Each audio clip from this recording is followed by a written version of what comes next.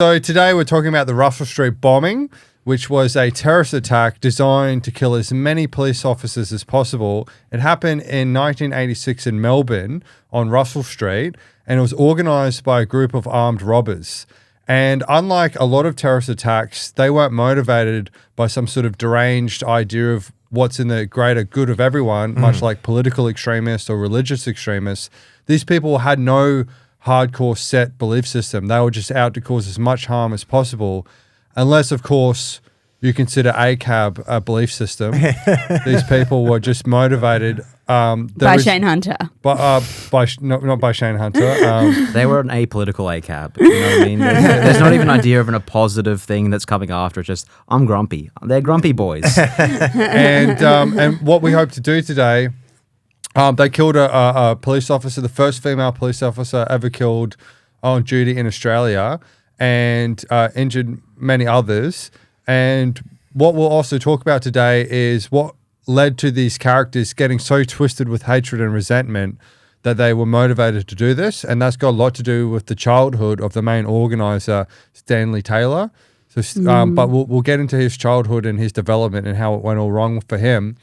But what's important is in the story, Stanley Taylor was the leader of this group of guys, and he manipulated them because when he got out of jail at about age 40, he said he had reformed and he had changed his life and he no longer believed in crime, and he was given a position as a social worker to help guide youth who were going down that similar trajectory of crime. This sounds familiar. I'm going to just change the pronoun. Yeah. Instead of Sian Smyth is also a social worker, and they just give that job to anyone, apparently. They just hand it out like fucking... Yeah, look, they really do, to be honest. And so he ends up sort of organising this narcissist, Stanley Taylor, ends up organising this gang of misfits for his own selfish purposes. And speaking of narcissists organising misfits, I'm joined here today by some fantastic comedians. We have narcissists. We have some fantastic comedians. So we have Greg Sullivan. Hello. Hi. Who recently had a collapsed lung. Yeah. Because his life wasn't hard enough already. Yeah. Woo. And we have Sian Smyth, who's... a reformed social worker. A reformed social worker. Did you get sacked? No, I said I'm reformed. Isn't that what a reformed social worker is? You no longer do dodgy things. Yeah. Reformed, social worker. Yeah, right. Reformed. Well, I was a social worker, then I went bad, and then I was reformed social worker again. So It's like someone saying you can be born again Christian like twice. Yeah, I think there are plenty of those guys. It's like, the social worker becomes the social worked. How ironic.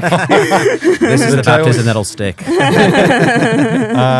And we have Angus Gordon. Yeah, man. Yeah. I'm here as well. Yeah, what do you do? Live a morally upstanding life. Professional comedian. And bingo. Genius. Yeah, so Stanley Taylor, he was the organizer of this horrific attack, and I'm interested into how he got to this state of being so resentful that he organized this act of terrorism.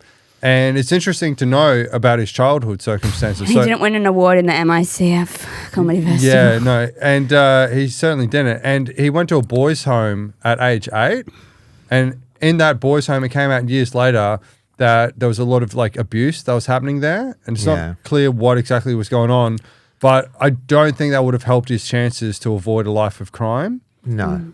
He mentioned specifically that's where he was introduced to crime and other kids that are committing crimes, and like, this is how you do it kind of thing. And things probably weren't like a bundle of fun before. Like, you don't get sent to a boys' home. Totally. Yeah. It's not like Harry Potter, you get a message in the mail. You're awarded the state, Harry. Yeah. Oh, there seems to be a vulture with a message in its beak. Yeah. Your parents don't love you, Harry. And so, like, obviously he would have had this tumultuous childhood. Yeah. And I think his trust would have been broken. Because I feel like in order to not be a criminal, you need two things. You need a functional prefrontal cortex, which people with ADHD don't have. So we'll talk more about that later. And you also need... Will we, or will you just forget to? It's written down, so he will get to it. Yeah, but he's dyslexic I'm as well. hyper-focused on it. And then you also kind of need like trust that if you share and do the right thing, you'll get your needs met. And so I don't think he certainly didn't have that second one ever met.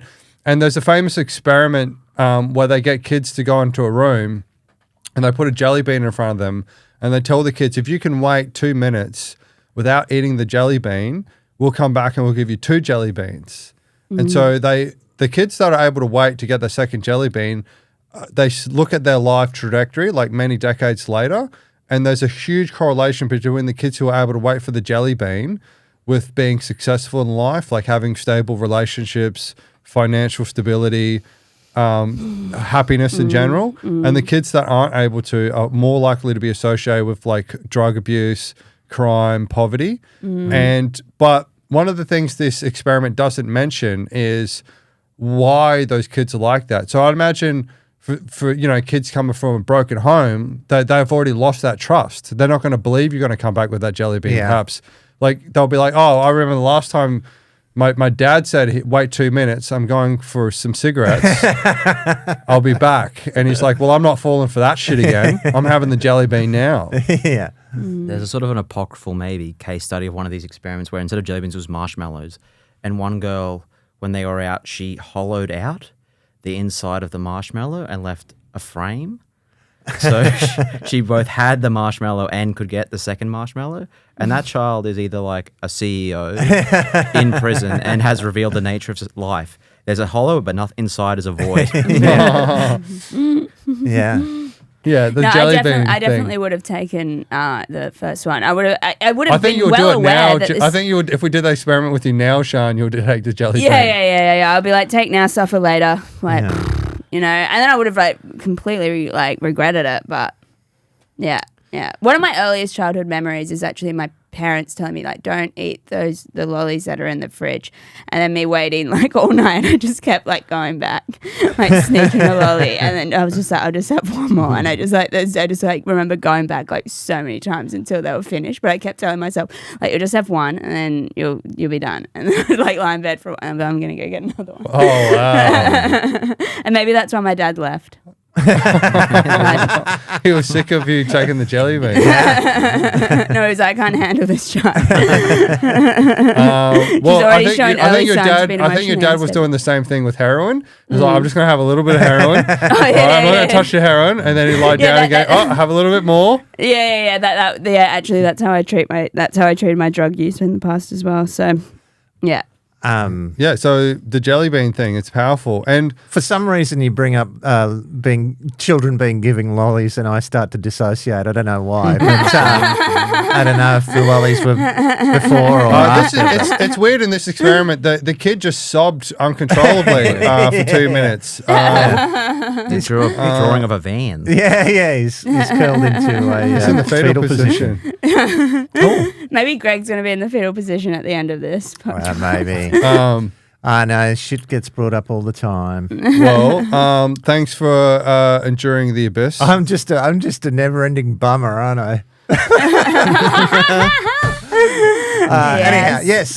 So yeah, that'll be a great storybook. You know how they have a never-ending story. Never-ending bummer. And it's just you walking around in different situations, going, "Oh, this is no good." This reminds me of terrible trauma. Anyhow, that cloud looks a lot like my abuser. Okay. So speaking of people who are never-ending bummers, Stanley Taylor, it's sort of that thing where when you're institutionalized from a young age and not getting a lot of care, or the authorities are being abusive, it's sort of you don't have much incentive to play the game of life. Let's say life is like a game noughts and crosses or whatever, or snakes and ladders. Like imagine instead of playing snakes and ladders, you had a game called Snakes and Snakes. So every time you roll the thing, you just go down again. You'll be like, this is a game, And that would drive you to be like, well, I'm going to break the rules of the game thus the criminality. Yeah. I'm going to learn the flute, and now the snakes work for me. And that's kind of what Stanley Taylor did what he later later on. did, Is yeah. like, oh, I've never seen anyone be successful not playing the rules of snakes and snake. I'm going to turn over a new leaf. Yeah. Or if you're Prince Andrew, ladders and ladders. That's the other game. Yeah. But what's at the bottom of the ladder? Who have you left there? And so I dare say that this Stanley Taylor didn't get many hugs as a kid. No. And so I'm very much interested in the way that, these formative years in people is, what can be the thing that leads to a life of criminality. And, for example, I think I've got some issues like with intimacy. Like I didn't have the worst childhood, but I didn't have the best childhood. And so the other night, the person I'm seeing, they said, oh, what's your love language? Is it touch? Is it gift giving? Is it quality time?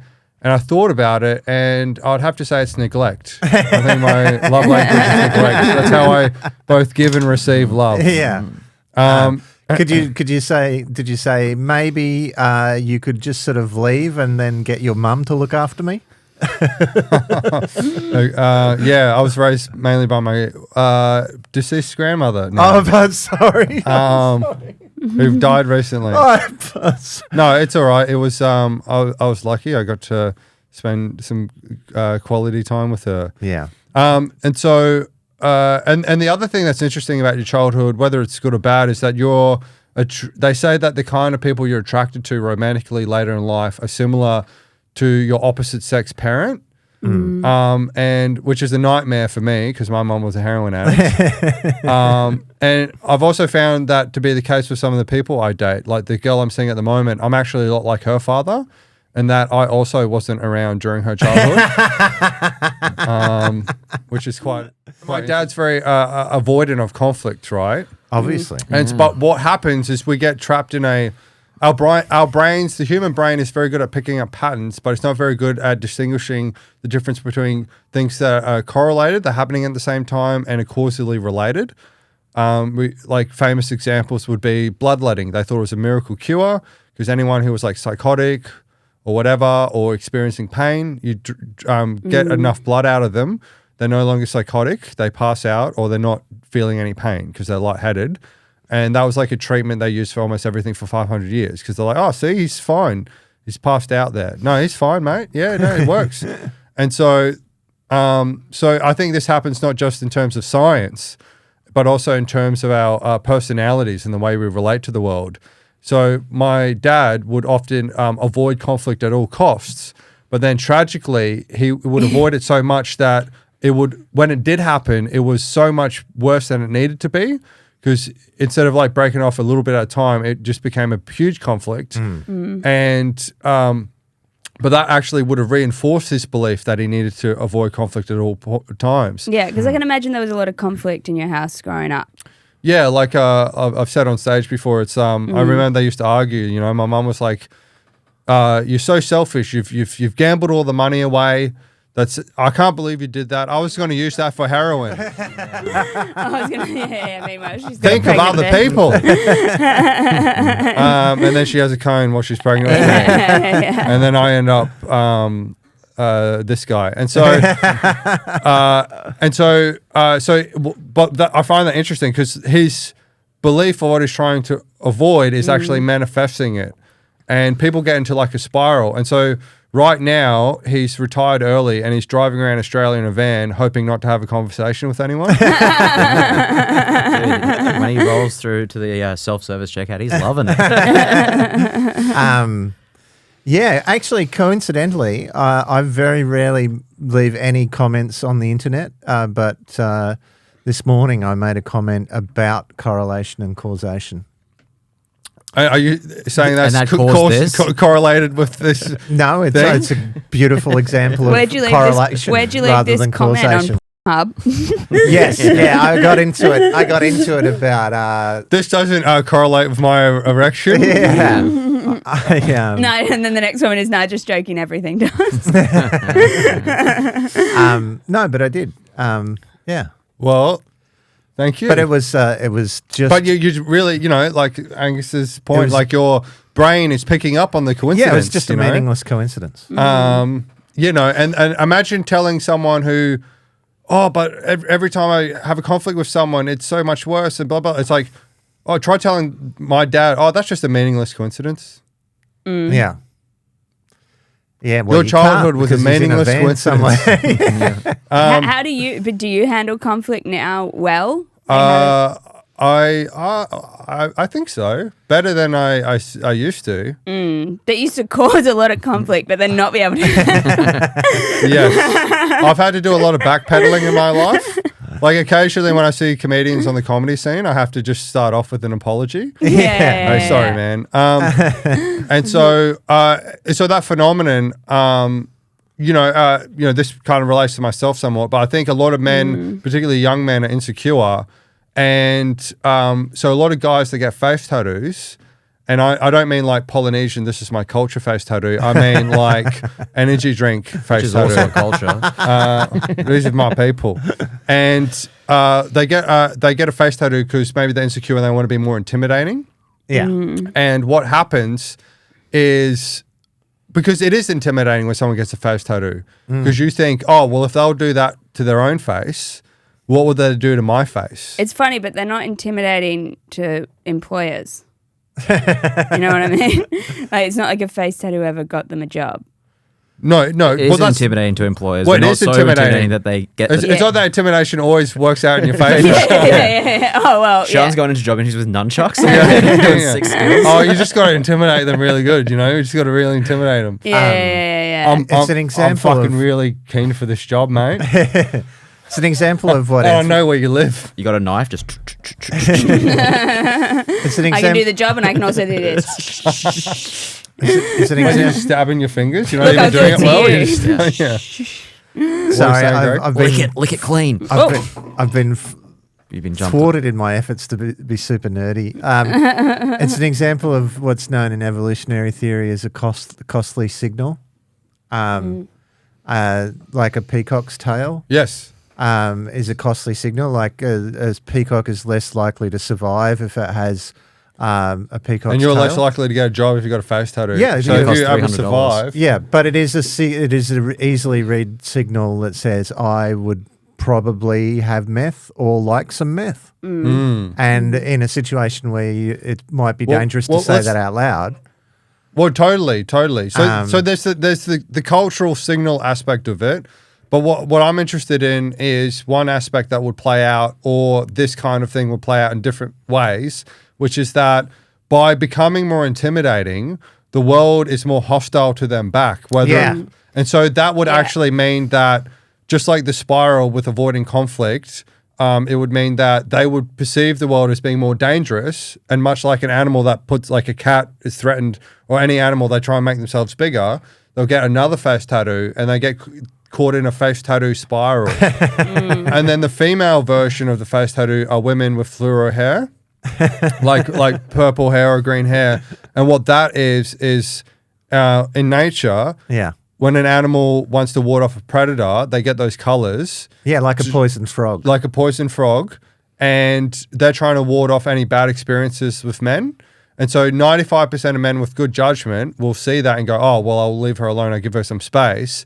But the 5% of heads that she's actually trying to get away from her are going to have poor judgment and be like, oh, she seems nice. What's your name, sweetheart? Which will probably lead to her having another bad experience, which means she feels she needs to have even more poison to ward off predators. So she gets even more fluoro hair. And so she gets caught in a spiral where she's behaving in a way that will actually prevent her from maybe having happier You understand interactions. women, Shayne. You understand them. And- you read the game and now you get it. And now you have personified it in every aspect of your being. And look, if there's any women out there that need a bit of advice, No women are watching this. and they're probably dyeing their hair right now. As you're saying it. They're like, I need to get some more fucking hair dye. And so what ends up happening is those guys get very attracted to each other, face tattoo and fluoro hair girl, and then they have crazy sex and they end up having kids. and that causes the ultimate spiral of poverty. Right? and the cycle repeats. So it spirals everywhere. And so I'm very much interested in that phenomenon of. So what would happen with Stanley Taylor is earlier when I was talking about the jelly bean thing, the idea that they only see the world as snakes potentially from their early childhood. And so they're caught in a way where their behavior or what they think they need to do to get their needs met is actually manifesting in results that will make them more and more criminal. Yeah. So it's interesting. I read an interview with a guy who wrote a book about this. I've never read the book. I've only ever heard an interview or read. And most of the stuff I quote is just stuff that he heard about. my friend who heard about something said. No, but there's a guy who wrote a book about how the public school system, which is what they call the private schools in England, it's geared up to produce men who are a certain way, and the politicians and leaders of the UK for like the last 150 years have been through this system, and it's all about loyalty to your small group of friends that you went to school with, but intense competition, and basically they have immense privilege, but they're fucked in the head. Like they are like emotionally crippled as a result of this system that they go through. And it's a similar thing, separated from your parents at the age of about 8 and then just systematically brutalized for that whole time until you graduate into bigger criminal enterprises like running the a country. government. Wow, the ultimate spiral, the geopolitical spiral. And then you invade another country because you're worried that your country will be invaded. And so you start having preemptive wars, which traumatizes those countries, which causes ISIS. So it's all just like it's like that thing where like they're like, oh, the dad's angry, yells at the mum yells at the kid yells at the dog. It's like George Bush invades Iraq, I don't know. Anyway, so okay, and what's also interesting is that aside from this phenomenon I'm trying to talk at, we also naturally will come up with like defense mechanisms for our psyche. So narcissism is associated with a lack of self-awareness because that awareness would bring like pain. So and some people theorize that if you didn't have a degree of narcissism, particularly early on in life, you might not ever try anything. Yeah. But it can become obviously pathological. And so for me, my spiral was thinking that I was like just failing school and being dumb. Yeah. Like ADD and then dyslexia. And so my spiral as a defense mechanism was like, oh, well, I'll never, why would I work some meaningless job when I was probably just insecure that I couldn't actually like do it? And I was like, and then I remember having the narrative of like, why would I work at Kmart for like $20 an hour just following the orders of some idiot doing some meaningless task? But then 15 years later, I realized that I was spending most of my free time doing nothing meaningful for no money and following an even bigger idiot, which was my own consciousness. Yeah. This goes out to the brave workers at Kmart. Thank you for your selfless service. And then anyway, let's talk about Stan's prison career. His first crime. Angus found some interesting information about that. Well, he was first charged with a crime at the age of 12 for fishing in the wrong area. Look out. Yeah. I feel like I don't know if you should be charged for that if you're a 12-year-old. Do you know what I mean? I can't think of anything more wholesome than a child fishing. Really? Maybe just drive them to an area where it is allowed. Instead of straight to a life of crime. Like, you're fishing in the wrong place, mate. Well, here's how to do burglaries.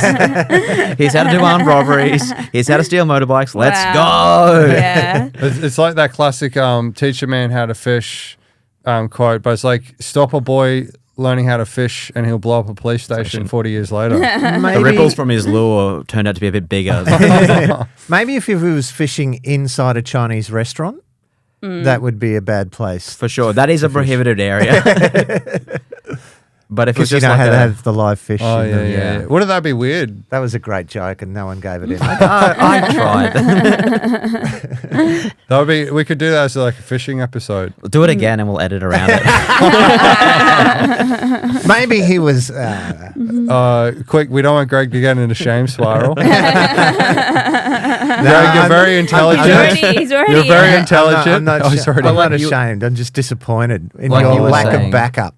We don't know what he was doing to the fish he was catching because, like, animal abuse is associated with, like, psychopathy, right? Yes. So maybe he was, like, jumping on the heads of the fish. Head stomping it Rather than just killing them in a normal, humane manner.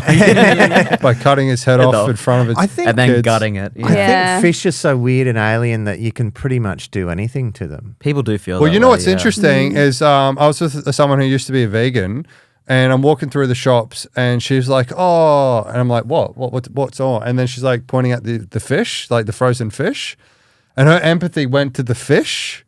Wow. And I think that like so with psychopaths, they have a lower sensitivity for a lot of things, including like fear, empathy, and all that kind of stuff. And then maybe some people who are like, if it is a spectrum, then maybe some vegan type people, they're like reverse psychopaths. They're like empathizing with fucking fish, Yeah. you know? Yeah. And, I mean, fish are just soulless murderers.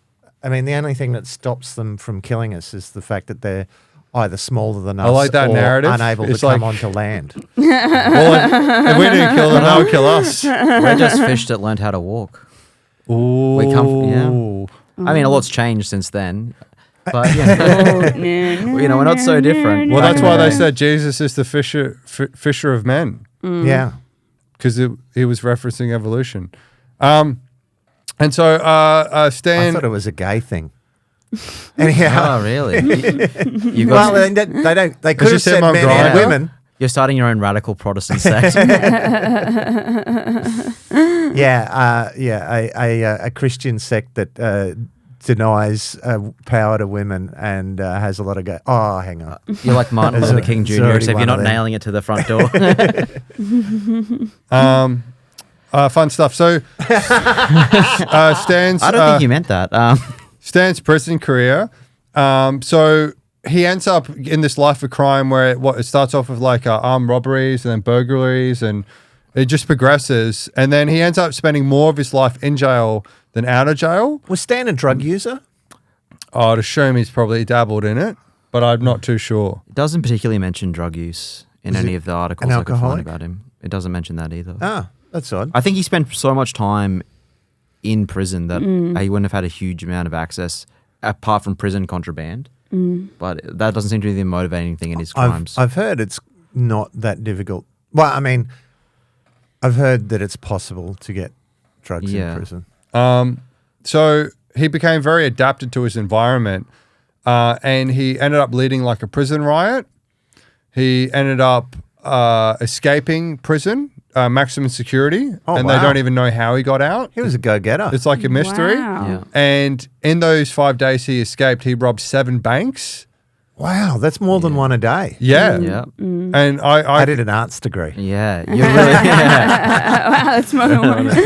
and And then he dated Sean. and then he also made a bomb in prison, or is alleged. It's to. alleged they could never prove that he detonated a bomb inside prison. Well, I was watching the 60 Minutes episode about this in preparation, and they had footage of him Soldering something. Soldering something. Yeah.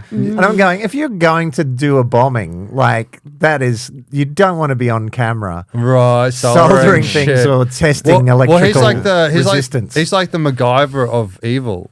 Yeah. Like he's able to like just improvise, like give him like two toothpicks and a chewing gum, and he'll. But he wouldn't have waterboard been a able rat. to spend that money in, like, did he stash it somewhere or? I think it's about the thrill, isn't it? You know what I mean? It's He more was about the violating He of was the addicted boundaries. to crime. Yeah. or violating boundaries. Yeah. Crime. And that Could also boundary be being the called teller. breaking Well, Yeah. Breaking the law, breaking boundaries. You know that show Breaking Bad? Yeah. We should have a show called Breaking Boundaries. Wow. And It's just a documentary about Shayne and Greg's. but he and I think obviously these institutions like prisons he would have been in would have caused him to become more and more more like, it's not like empathy gets rewarded in prison. No. It's not like, oh hey man, you dropped this soap, can I get this for you, and so he sort of became like the guy at the top of the prison hierarchy. And I guess in prison you want to be up the top rather than the bottom, and they always like sort of, how they give you that cliche advice in prison, and they're like, oh, if you go into prison, you should fucking fight the big guy. You should punch him, and it's like, that is the dumbest advice ever. Yeah. Yeah. Well, because like Stanley would just fuck us up. Yeah. Yeah. you should roll on your belly on the first day. Go up to the biggest guy and just present your Yeah. Submit. of being in prison wouldn't leave you very adapted for the outside world, like No. I think we already touched upon it with Sean, but like, being hyper aggressive might help inside prison, but when you're going for your job interview at Kmart, the knife around the finger trick, they're like, how is this going to help us move product? Being the manager isn't about beating me up, it's about rostering mainly. Shelley, she's 15, she doesn't come in anymore for her shifts, you scare her. We have to find someone else. I think the one place it might help though is when you're on the returns desk. And then people come in, like, you got a receipt? Not anymore. He's just doing. Yeah, and like that advice wouldn't work for Kmart. Like, mate, what you do, mate, your first day of work, you go find the biggest, toughest cunt and you fuck them up, mate. Assert your dominance. Clean up in aisle 2. Yeah, The and man. because I know a lot of like recovering addicts. When I got my job, they were like, someone's gonna try and take your position. And I was like, I don't think anyone is Your gonna- position, what, sorry? like my position at work, like at the place I work. They were just like, someone like be careful, like always have your guard up because someone will try and take your position. And I'm like, but- the world isn't like that all the time. apparently what happens and with, no one cares about. apparently what happens with antisocial personality stuff though is that they see the world as like this constant winner takes all, loser zero sum thing. So I dare say Someone else is going to want to give that homeless man a sleeping bag. You know that. It is a sought after position. but their It's scarcity. not an industry with huge turnover and constantly needing to find new graduates because the burnout rate is horrific. And so totally. So they're maladapted for the world, being in these prisons, but also some of these people who go into jail, it's like the first time they ever get validated, right? Because you go in there, like they shit at school, that they can't do sports, their parents don't love them, but it's the first time they have other prisoners going, mate, I like the way you deal heroin, mate. You are fucking phenomenal. And so I think that's the shit thing about prisons is that people can go in and then they come out with like a bigger network. Yeah. Yeah. I know more people than, I know more people who've done time in prison than someone as nerdy as me should. And Is that because there's no police checks on open mics? yeah, partly. But Please welcome your next criminal to the stage.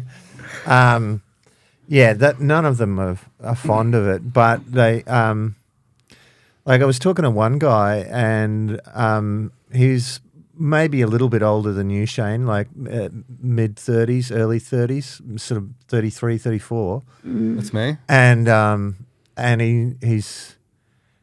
he had to get someone to show him how to use a smartphone because he'd spent 15 years in prison and he'd never had access to one. So God, you can imagine that when it comes to interpersonal relationships. Like, hey, can you show me how to receive and give affection? The guy is enormous and frightening, but he's not a bad guy. He's a really well-meaning, like, he's a guy who's trying to sort his life out.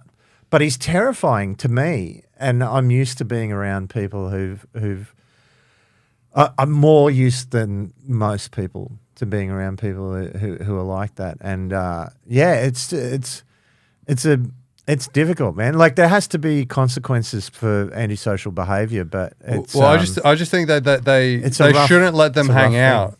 You know what I mean? Yeah, but that's more cruel than. Well, no, you can give them some sort of social thing, but like, don't let them form gangs. I'm actually running for mayor. That's my policy. So I have an experience as well, like I think Angus was mentioning the other day, like, you can go in there as like some sort of petty criminal. What were you saying? You could go in for like a DUI or whatever, and you can come out the other end some sort of murderer. Come out of way cooler. Yeah. I was just drunk at the bar. And now you're covered in face tattoos and you've bashed the fuck out of someone. You have to join the Aryan Brotherhood, like, right away. And so, and I had an experience like this. So as a kid, I was like disruptive and like, we're just chatty. And then I got put into a class that they just put all the defective units in. And all the other kids were like the psycho ones, like the ones that were like into head stomping and like really violent. And the teacher couldn't like do anything. And I felt like I was like the white collar criminal in jail. Like, why? I just like was doing a bit of tax fraud, man. Like, I'm in here for riffing. And so, I was in there with these psychos, and then one of these kids like pulls his pants down and puts his ass on my face. And, like, if I, much like that prison thing, like if I had been a bit more like angry or whatever, I might have like networked with these kids and maybe got into drug dealing or violence. But instead, you just got into queer rights. Well, luckily. Instead, it just made you question your sexuality. Luckily for society and myself, I'm a big pussy, so I didn't get into any of that violent stuff. I just got like really into chess. Yeah. Because I was like, well, one of the rules of chess is you can't ask your opponent's face. And if I don't actually know if that is written down. if it happens, you can stop the clock. Arbiter. The rules have been violated. Like during Gary Kasparov first computer that first to be humans, the world champion Gary Kasparov, Deep Blue. At no point did any of Deep Blue or Gary Kasparov take their pants off and rub their ass on each other. Yeah. Maybe Gary Kasparov should have tried that in one final bid. Yeah. To win for humankind. Yeah, that's how like they beat Skynet at the end of the movie. Yeah. They're like, does not compute.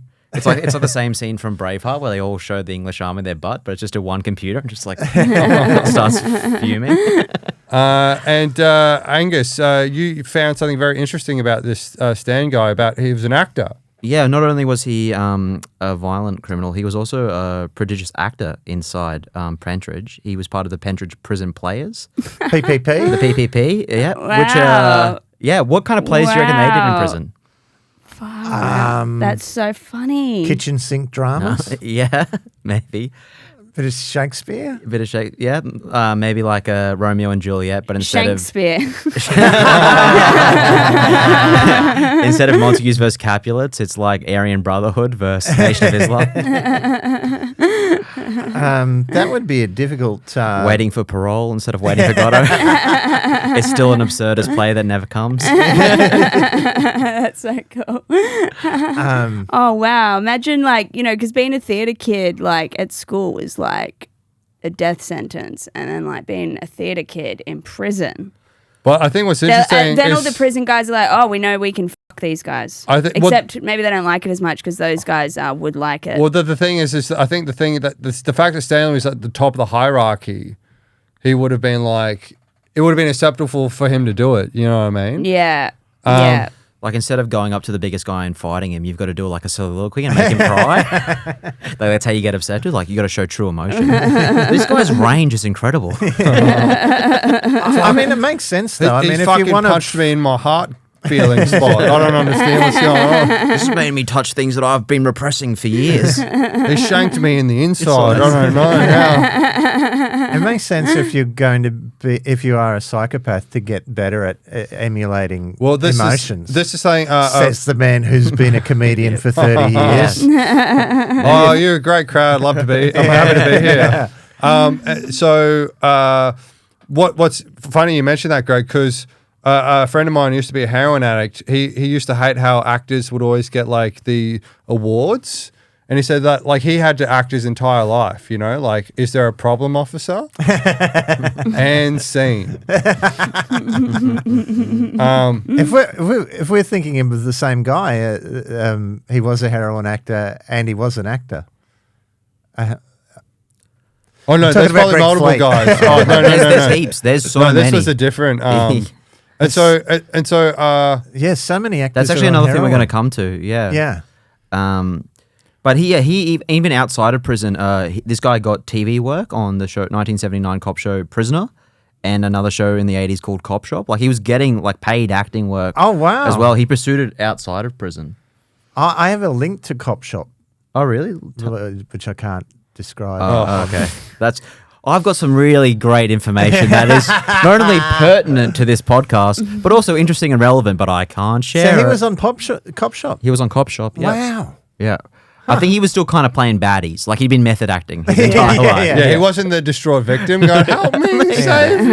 I think it's called meth acting. Yeah, that's right. I think it's, you're right there. That's when you act, but faster. And he didn't have enough time out of prison to go to NIDA, unfortunately. No. Yeah, it's amazing when people with those meth psychosis just walk around saying stuff to themselves, can remember all their lines so well. It's quite convincing. But like you were saying with like hang on, I've auditioned for movies and I've never killed anyone.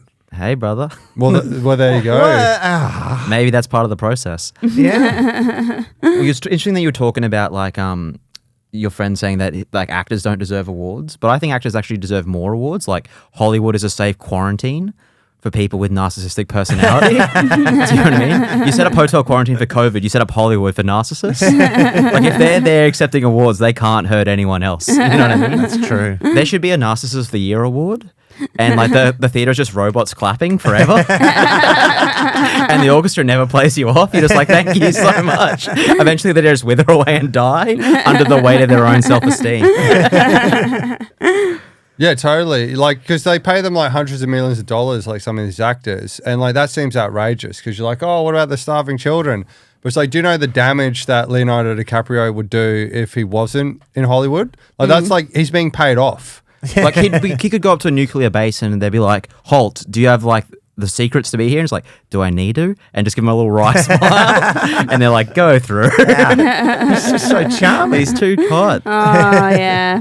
It's even like that, the myth of Narcissus where like he's looking into the pool at his own reflection. But if you dried up that pool, he'd go back into the village and start looking for his reflection in your eyes, like reaching into your soul and sucking it out. You gotta build a dam for this bloke. I know you're too old for him, but would you go out with Leo?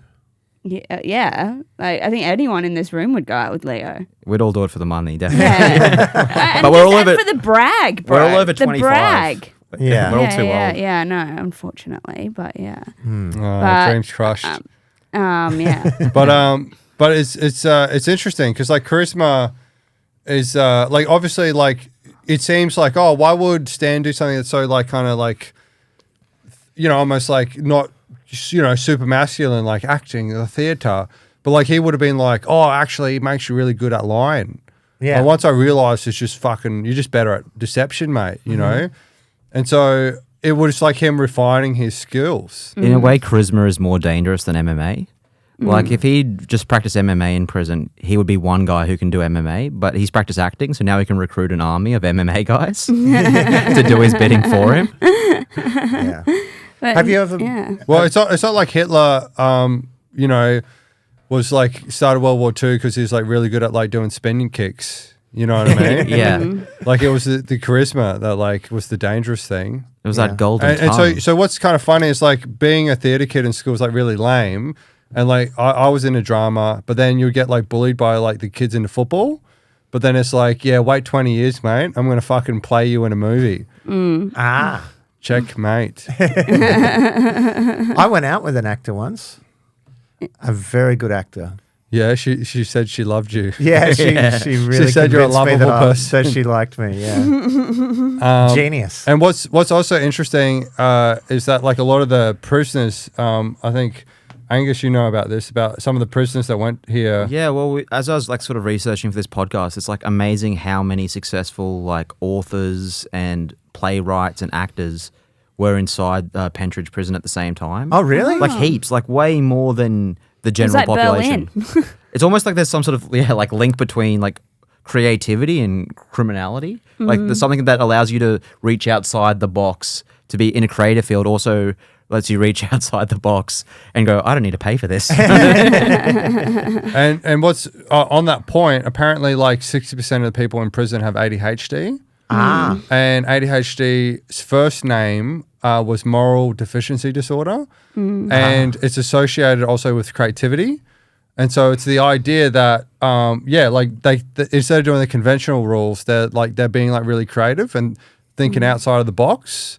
And they're so good at thinking. Like Stanley he was in maximum security prison, which is a box, and he was able to escape that, and they don't even know. That's thinking outside of the box. Yeah. Like he was so creative, they needed to put him back in the box. You know, like they needed him to be a square, and a cube is just 6 squares put together. that's they needed a double box. That's how creative he was. And so, I think there's a fine line between criminality and creativity, and both me and Sean have been diagnosed with ADHD, and I think we've got the most charges. So I think there's a link there. I'm thinking about because there's a lot of overlap between post-traumatic stress disorder and ADHD apparently, and but like I'm obviously I think I might be fucked in the head in more than one specific way. Yeah. I think either autism spectrum or ADHD. Started off being fucked in the bum, and it led to his head being fucked up. That's Well, what no, I might have. Yeah, you get in the bum and Well, I might have I might not have been neurotypical before all the shit happened. So, and now that I've done a lot of therapy around the trauma, I think I'm still in the head. So I'm wondering if I might, because I know we've got a mutual friend who got diagnosed with ADHD in his 50s, and it's made a huge difference to him. Like he's so much better off now that he's medicated, and he and I are really alike. It's amazing that speed can make you more moral. Yeah, well, if you actually have the condition. Yeah, then it's weird because medication. Speed will also make other people very immoral. Yeah. Speed's trajectory is kind of interesting because it started off as like a Nazi super drug, and then it's kind of downgraded to just robbing, service stations, which is an improvement. And now it's helping people with ADHD, Yeah. Yeah, man, I'm really blitzkrieging these emails. It's a story of redemption. Yeah. Yeah. It's so weird because speed made the Nazis ignore borders, and it's actually helped Poland, France. It's actually helped me respect other people's borders and boundaries. So it's interesting. Yeah, but apparently I didn't realize that hyperfocus can be a part of ADHD. Yeah, but if you don't have ADHD and you take speed, it makes you hyper-focused. So the Nazis were hyper-focused on invading France. I can't stop thinking about running through France. the Ardennes. Yeah. I'm just obsessed with it. I'm obsessed with taking over France. But hyperfocus is also one of the characteristics of autism spectrum disorder as well. So And also what's fun and horrific is that 90% of people with antisocial personality disorder have ADHD. Right. Wow. Do you think it's ironic that we've done a really long podcast and half the people on it, maybe 3/4, have ADHD? Yeah, that's why he's taken a lot of notes. There was a lot of preparation that went into this Yeah. to keep it focused. My whole childhood as well. And Angus might have ADHD too, but he went to a private school, so he probably just got It would have been properly diagnosed, treated. right? Yeah. Yeah, so I don't. Suck it in. And he was a vegan or is a vegan. I'm vegetarian. Vegetarian. Yeah. I don't know what that has to do with ADHD, but yeah. I was talking about how I was walking. You're trying to get me on. I was talking about the psychopaths with the low sensitivity for Okay. empathy, and a vegan may be having a lot of empathy. Yeah. And that he's like, I'm in the middle where I see that egg mass production of eggs is still insanely cruel, but I go, yummy. Yeah. well, But I also think people with ADD can have a lot of empathy as well. no. What I realized is that it's because I thought displaced empathy. what I thought with the lot of empathy is that I really care about what's happening in other people's lives. I hope they're okay. It's like, no, Shayne, you're actually just not respecting your own boundaries, and you're too interested in other people's lives. That's what I. Well, perhaps you could be projecting. Maybe it's easier to let out a few tears about someone else's pain rather than confronting your own. I have no. You're in a monologue right now. I've no Are formal. you projecting by talking about projecting? Yeah, Is that what's going on? Are you in a meta projection right now? I have no formal This guy's a full psychology fucking training. film festival, right? I don't know. The Greg Trauma Festival. Yeah, Okay, whatever. and so anyway, so this Stanley guy, he's this crazy character, and he's creative. He's a character. He's a bit of a fucking. He's a bit of a. He's an evil genius. He's in a way. larrikin. He's an evil genius. And so Stanley, apparently, he's like, people said that he, later on in the court case, people said that in prison he'd often talk about wanting to blow up the police station. And he would like, Well, he can't be that much of a genius. he was obsessed Yeah. with it. Well, Like, I would have kept that to myself. if True. I I would was- have been like, True. I can't wait to not blow up the police station. You know, the worst thing a criminal could do. Yeah, that's a no, you 40 had it right the first Yeah, time. the worst thing a comedian could do is bomb in Melbourne. Yeah. Says a man who's bombed very right. heavily in Melbourne. He should have done the O.J. Simpson route if I was to bomb up. And so he's having all these fantasies. And what I'm interested in with some of this true crime stuff is the way that some of this more extreme criminal behavior is mirrored in us in a less intense way. So so he was having all this like at night going, oh, I can't wait to get back at the authorities, you know. Life is nothing but snakes and snakes. And so like I think we all like get slighted and then have some sort of fantasy sometimes where it's like, you know, the cliche of like you lost some argument or someone says something mean to you and you're in your head thinking about what you wish you said. Like, no, you're fat. No, you're fat. You know, but he's doing that with like, no, you're blowing up now. You are for like 20 years. And so Yeah, I also feel like his most important role was just convincing people he was a good guy. You know what I mean? Yeah. And scene. Yeah, I'm going to help people, wink. he has to get into character. He's like, okay, your feelings matter to me. How are you today? How do you feel? I am listening. I am attentive and engaged. So the bombing ends up happening when he gets his social worker role. He feigns that he has changed a new leaf, and the bombing happens on August 1986 at 1 p.m. on Easter Thursday, and it kills the first ever female police officer on duty ever. And it's really sad because she's only 21. She was the Dux of the police academy, and the way in which she died was horrific because she didn't just die immediately. She actually she went to hospital and died 3 weeks later from the injuries. Oh, no. So it was protracted and unbelievably Slow. heartbreaking for everyone, and horribly painful. And then a bunch of other police officers were injured. And she had the same surname as as the no guy. relation. No relation. no, another correlation, Not meaningless causation, coincidence. Meaningless coincidence.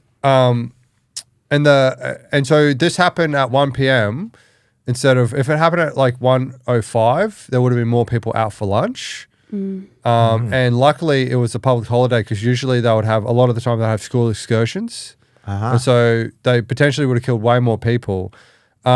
And so the bomb didn't fully explode. So did they not? So did the people that did this bomb not know it was a public holiday because they never had a job? Yes. Or, yeah. Yes. Yeah. Much like us, Sean. Much like us when And they're just like, one, that's lunchtime. They never thought you got to get up from your desk, walk out of the building. Hang on, isn't Easter Friday the public holiday?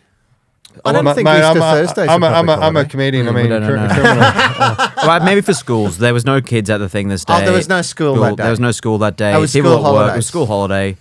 No school, but there is still people going to work and stuff. But if they'd wanted to kill just police, they would have done it on Easter Friday, because that would have been... No, they want to kill only been as many police. people as possible. Mainly police, though. It wasn't like they were like just police.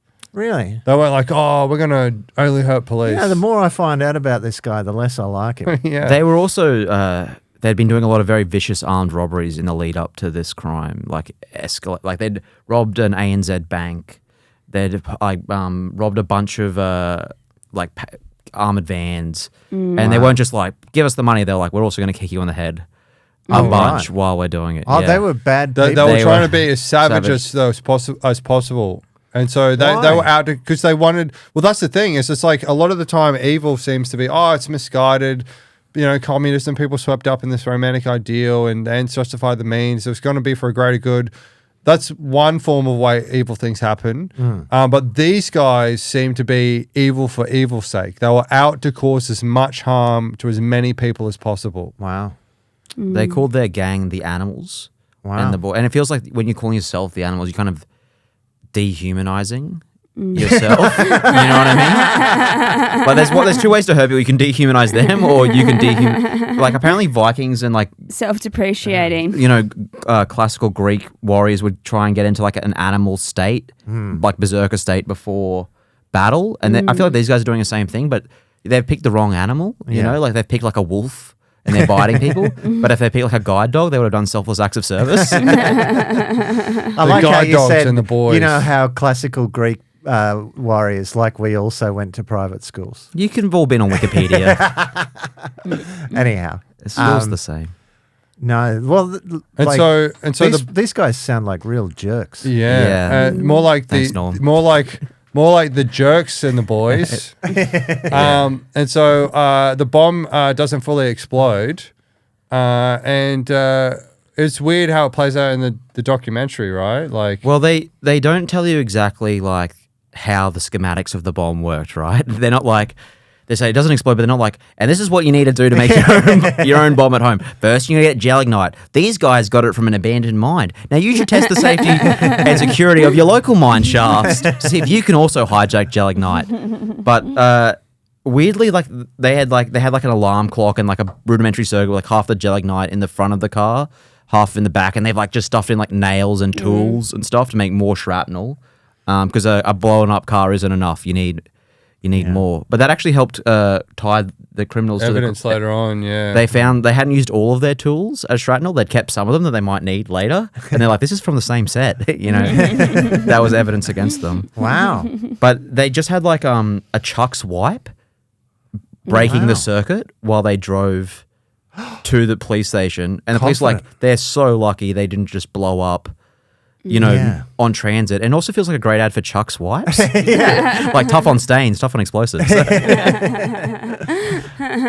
Stronger when wet. That's right. Yeah. And then didn't they also like the 60-minute doco? Well, you guys saw the 60-minute doco. Yeah. And then in that they show you that what would happen if the full like detonation went off. And I found that a bit weird. You know what I mean? Like they didn't just say it would have been worse. They get the same model car. They do an even bigger explosion. And they go, hey, pretty bad. It's like if you said 9/11 would have been worse if there was a third plane. Yeah. And luckily we've got two. And and it was a 1979 Commodore, and those are worth so much more now. Like if they had just not blown up that car, it was a Brock Commodore. If they had not blown that up, they would not have. If they just kept it, they wouldn't have. Well, had this to, is the tragedy. They were selling for $250,000. They wouldn't have. Even had back to, then, it was considered like quite a rare, good car. Oh, really? Yeah. Well, Wow. this is the tragedy of a lot of these. Like this Dan guy. And they had to put half the explosives in the back because that's a 50-50 weight distribution and corners a lot better. Oh, It's a car joke. I didn't know. Yeah. I'm trying to give you something.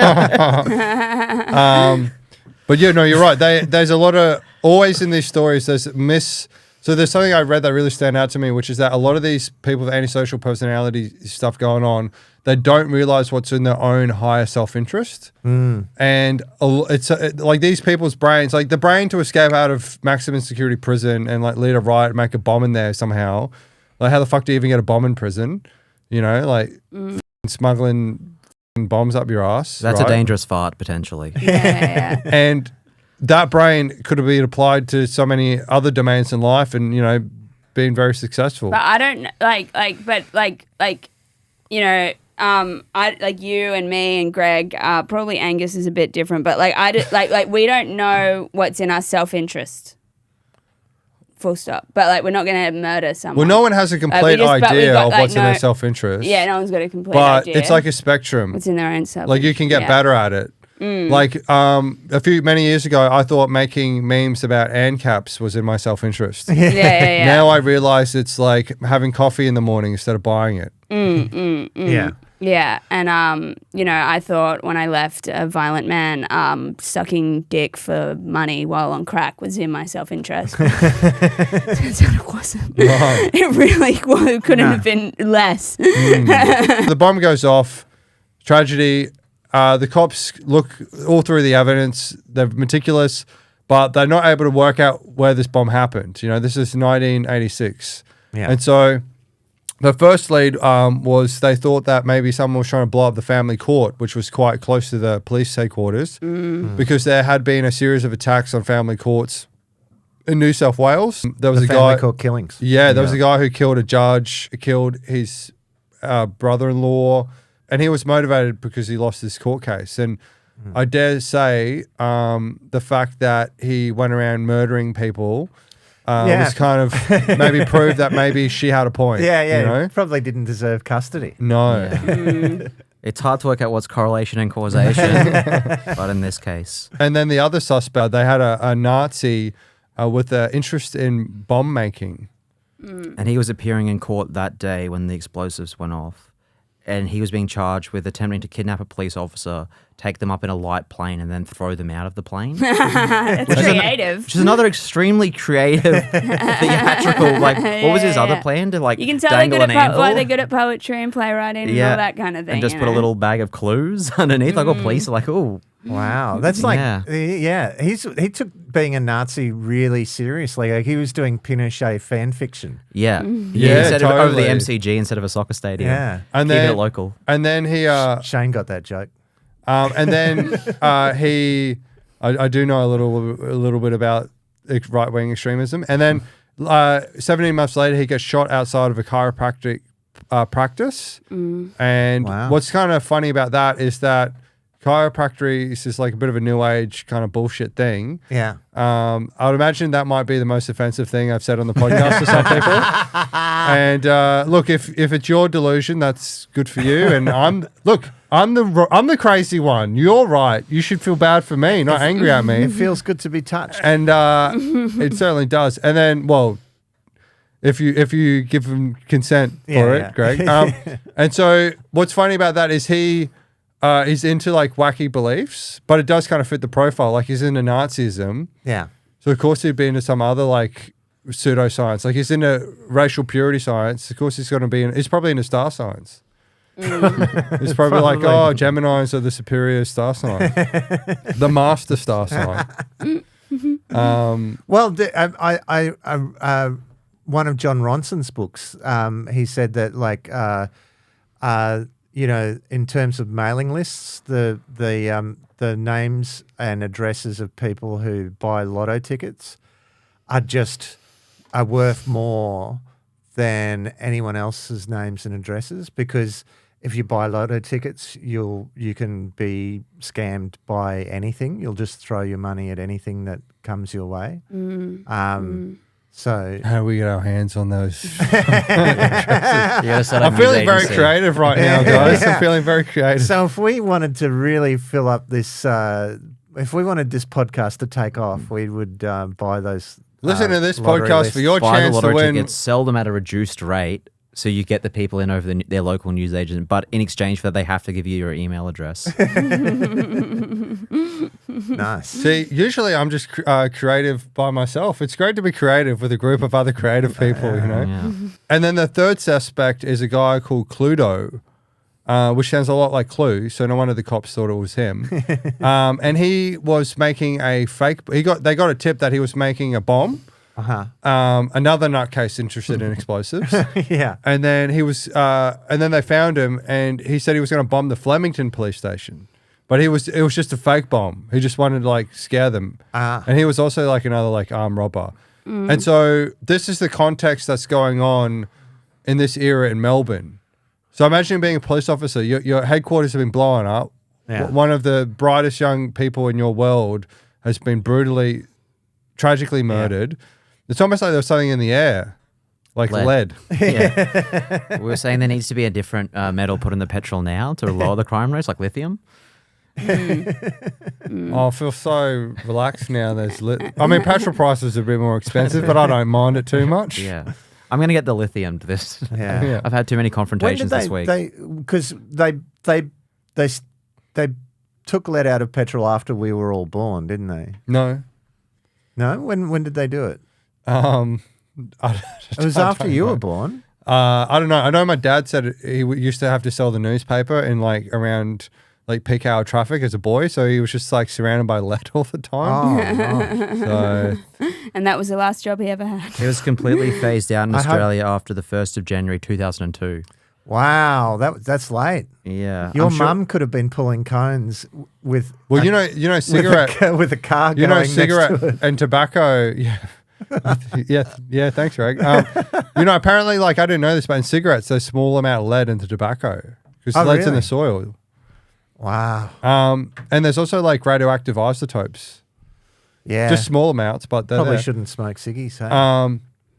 And so what's interesting about this era, I think Angus was telling me about in Melbourne, this is like an era where there's like lots of violence around, but then the police are also corrupt, right? I think there was also lots of police shootings during the time. Maybe the more famous cases, the extrajudicial police shootings that in revenge, the Wall Street shooters set up an ambush, Yeah. which the film and TV series Animal Kingdom is sort of loosely based around.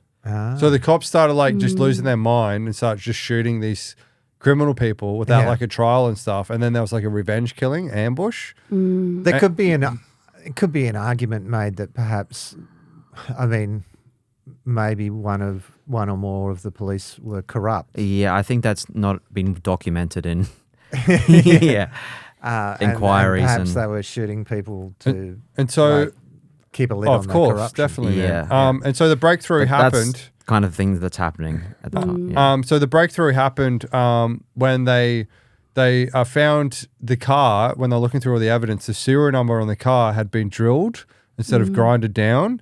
And this was the standard operating procedure of a car thief known to police called Peter Reid. So he was sort of like maybe a little bit too creative in his criminality. He didn't do Yeah. the standard just grinding it down. Mate, just do hack work like the Yeah. rest of No. us. Ironically, the police were actually surveilling his house when this bombing happened, but they were looking for a red car. And so the car that was involved in the bombing left the house that was being surveilled. They didn't notice it. And then once the bombing happened, the police went back to the headquarters. And so they didn't see him coming back. And so this is how it he wasn't really thought of as a suspect. So originally they thought that maybe he had just sold this car. They didn't realize that he was involved. So the names of, we've talked about Stanley Taylor. So we've got Stanley Taylor, Peter Reid, the Minogue brothers, Craig and... Rodney McNogue. The Minogue brothers. Yeah. Yeah, Sort of no the relation to Dark Kylie. Universe McNogue sisters. They end up raiding Peter's house to try to get evidence. And then they raid his house, and then he shoots at one of the police officers, and that police officer gets shot, and then Peter Reid gets shot. Later on, they both end up in hospital, and Peter Reid claims self-defense, even though he was the one who shot at the police first. So I believe that's a case of selfish defense. Been doing comedy 15 years, guys. 15 years. I have no savings. And then, and so they actually find a bomb at his residence. They find the Jelly Knight. So not only is he creative in the way he drills off serial numbers, he's creative in the way that he stores dynamite in that Just on his kitchen table. like an ADD.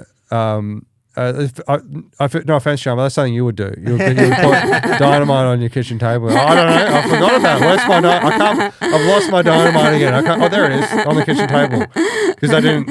I'd call you for like 20 minutes and be like, Shayne, I lost my dynamite. Where did I put it? And you'd be like, just calm down. Take a few deep breaths. The world's not going to end if you don't have your dynamite. So they dust down the fingerprints and they actually find Rodney Minogue's fingerprints. And that's how the Minogue brothers. And Craig McNose as well. They find a partial for his. And they find what, sorry? Craig McNose as well. They find both brothers. Oh, they find both their fingerprints. Yep. And so they go to the second address where these Minogue brothers are attached to. Yeah, because they'd been trailing Peter Reid as a known card thief. They'd gone to this other address. They'd seen him like dropping in there all the time. So they decided to raid that property as well. And when they get there, they're greeted with like a big guy with a shotgun who's waving it around. And he's like, this is awfully like my childhood. He's lucky not to get This is a bit triggering. killed. He gets shot at and misses. They raid the property. This guy, Carl Zelensky, he claims not to know the McNogues or Peter Reid, but then they just take like photos around to the neighbors, and they're like, "Yeah, we know that fact." Like, It's funny because criminals hate police, but then they see them all the time because they keep committing crimes. Yeah. Did they They've got the causality. That? A really good way that you wouldn't. They be think police. it's just a coincidence. Yeah. It's like, do you know how you could never see the police? Just like, don't break any laws. It's a really good way to not see police. Totally. yeah, and it's like also a very brutal way. Like, we live in a society where people are probably quite gentle with how you describe each other. We take each other's feelings into consideration. But if you want like a brutal assessment of how you're looking, like get a police description. Oh my God, yeah. You know, the suspect was seen waddling away from the scene. Does my butt look big in this? A woman with a fat ass is on the loose. Has been seen on CCTV. Yeah. Not thick, fat, you know. An overweight woman with a bad dress on. So the police, they decide that this guy is probably not a serious criminal, but he is lying to them. Something's going on. And eventually, once they promise, like he says, like, I'll tell you what's happening as long as you promise to protect my girlfriend and my family from these guys. Like, he's very scared of them. And he says that, yeah, look, I've seen Jelly Knight in the garage, and he noticed the bomb car in the backyard in the weeks leading up to the attack. And that weekend over Easter, he'd been paid by Craig McNogue, who lived at the residence, to go to Sydney on a holiday. And he says like he noticed that while like watching the news, he saw like the explosion. He saw the wheel from the car, and he's like, that's the car that was in our backyard. And he gets back to Melbourne, and the McNogue brothers are cleaning up the place, and they tell him to destroy some evidence, which he sort of just ferries away to his girlfriend's parents' house. Yeah, and it becomes like another thing that helps tie them to the crime. Yeah, and it's interesting that he was given like a holiday to go to Sydney on the day that the bombing happened. Yeah. And that he actually saw on the news the bombing, and he actually recognized the tire that was burning from the explosion. So that would have been quite traumatizing for him. And also, if he ever wins like a trip anywhere else ever again, he's like, what are you planning? You know, you go to him like, mate, I can't go to the footy tonight. Do you want my ticket? He's like, it's happening again. Wow. Yeah, and you know, it would have been quite a moral dilemma for him as well, because he would have been very intimidated by these criminals. Yeah. And also, he would have wanted some sense of justice potentially, but it would be like that, you know, that train moral dilemma thing where you pull the lever and like, you know, it's like he's got that, but it's his own family versus justice. Yeah. So, wowee, huh? Yeah. I'm just realised, are all these people that we've been calling fat cunts and losers, are they ever going to get out of prison? no, but you know, some of them have been accused of being able to perpetrate murders from beyond bars. I think they're And I fine. really hate it when people talk Wouldn't about it be great if like the only people who ever hear or watch this are the people that we've defamed? We haven't. The facts aren't in. The facts aren't in. Where does- We know where they does- should then they'll be- be like, we don't really care hang about on. what Can they're talking everyone about. just say the word one at a time? One at a time. We'll all say the word allegedly. Allegedly. And also, No, where one did- at a time. Allegedly. Allegedly. Allegedly. allegedly. Okay, so I'm just going to edit that at the beginning of the podcast. This isn't our opinion. This is just something that someone else has said to us. Yeah, and personally, for we all- think you're great. And we think... For all I know, they're innocent, and they did say that they were victims of police corruption, and It seems I fishy think to me. before anyone gets orchestrates an assassin towards me or anyone I love, Yeah. I think that we should further investigate that claim. And Yes. I also have a assault and a police officer conviction. And I am a coward. I'm a pussy and a coward. And don't put your ass on my face again, please. And so the arrests.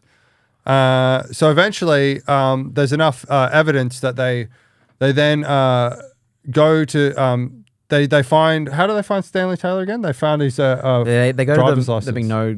Yeah, so this Kyle Zelenki, he's the first person that mentions Stan the man, that these brothers have been hanging out with this older criminal who seems to be their mentor. Yeah. And so they go into like the police archives and they're like, it's before computers.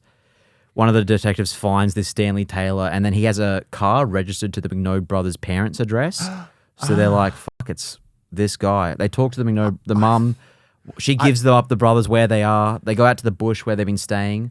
They capture Stanley Taylor. The McNode brothers apparently left. They got into a fight at a bar, and then they had to skip town again. I feel like when you're on the run, maybe don't get into a fight at a bar.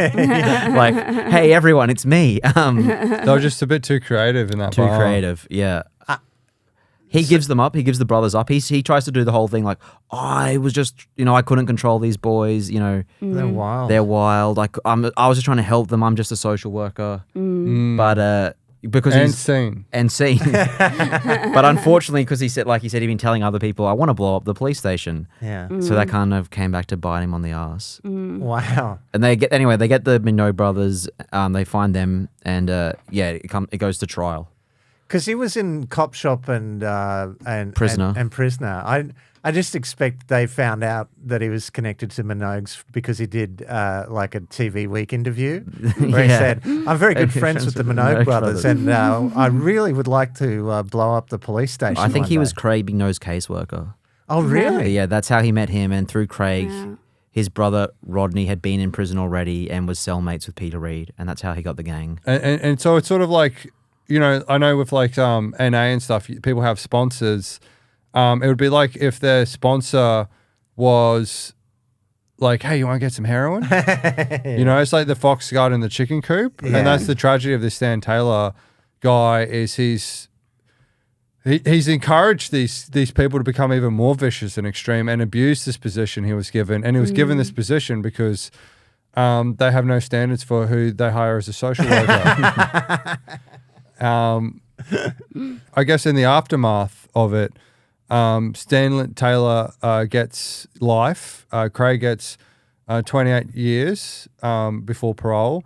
Rodney gets accessory and then dropped, but then he gets 10 years for shooting the police. Accessories for a 1979 Commodore. Rodney got accessory after the fact, Oh, okay. but then he gets that overturned on appeal. Peter Reed gets off all charges, related to the bombing, but then he does get attempted murder for shooting the police officer in the raid, and he serves 10 years. Wow.